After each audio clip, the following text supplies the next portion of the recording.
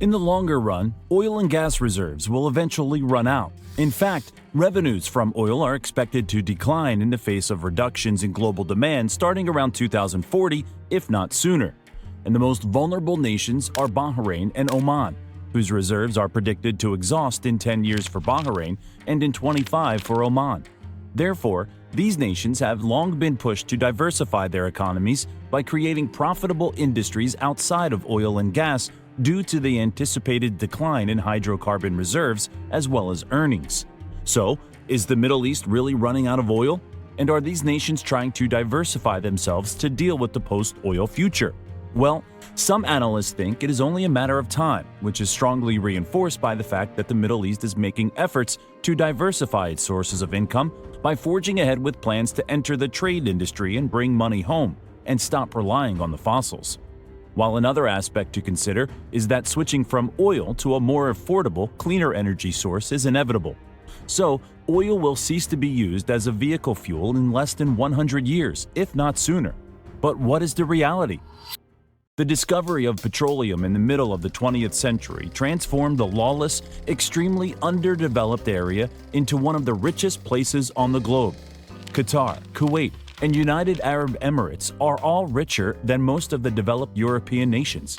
Even Saudi Arabia, Bahrain, and Oman are on par with Japan or the UK. And the economic success of nations like Bahrain, Qatar, Kuwait, and the United Arab Emirates hangs on oil market prospects and increasing oil production and higher oil prices. Moreover, oil has been a significant source of energy for the world since the 19th century.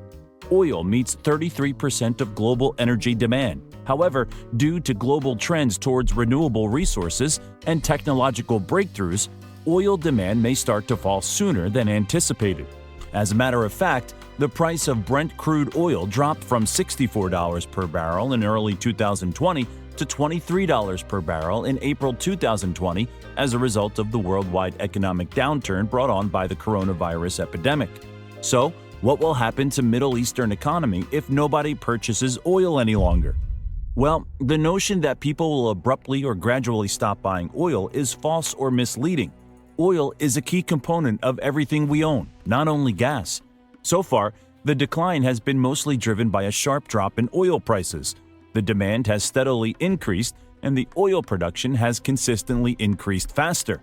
In fact, the Saudi Arabian oil is in demand because of the conflict in Ukraine. The International Monetary Fund estimates that the current boom will bring Middle Eastern energy exporters $1.3 trillion in hydrocarbon earnings over the next 4 years. However, the Middle East is preparing for the post-oil era as well, and that's not because they are running out of oil. In fact, historically, Middle Eastern petrostates have turned to diversification during periods of low oil prices. Today, diversification is especially important due to the rapid changes and development of international markets and demographic dynamics. And there is a ton of untapped economic potential in the Middle East region. But yes, these resource-rich economies can also experience major socio-economic development and growth setbacks, which highlights the importance of economic diversification to achieve greater economic prosperity, especially in resource-rich economies. And since they are quite rich and have invested this wealth in improving the lives of their citizens, developing their infrastructure, and preparing for a future without oil, they have constructed cutting-edge cities and the necessary infrastructure, laying the groundwork for continued economic growth. Countries in the Middle East have also started putting policies into place to encourage regional integration. Through them, it is believed that the area would be able to realize its full economic potential and maintain the stability of the nations that have experienced faster rates of growth and development.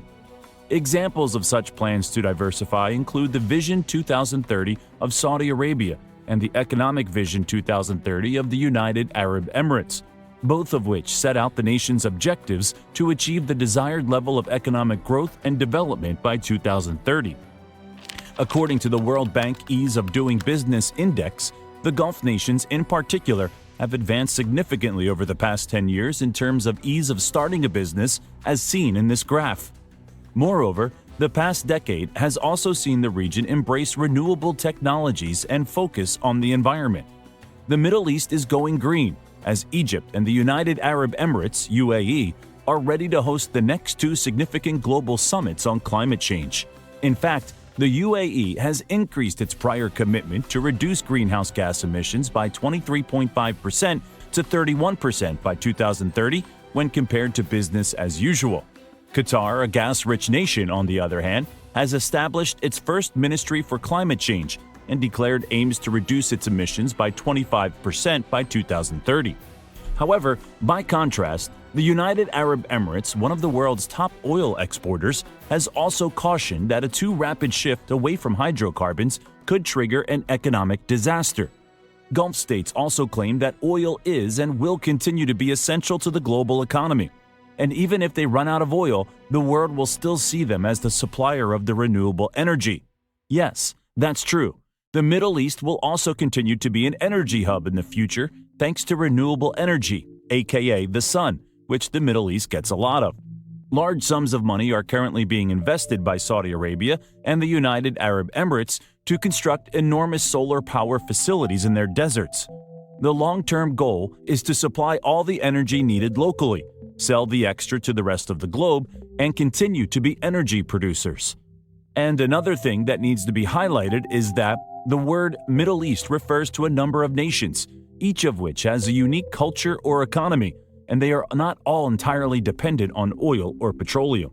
For instance, Morocco. The nation depends on industry, mining, etc., rather than oil. They might be impacted when oil runs out because of the high costs, but most likely will move on to solar and wind power, of which they have plenty of sun and wind. Iran.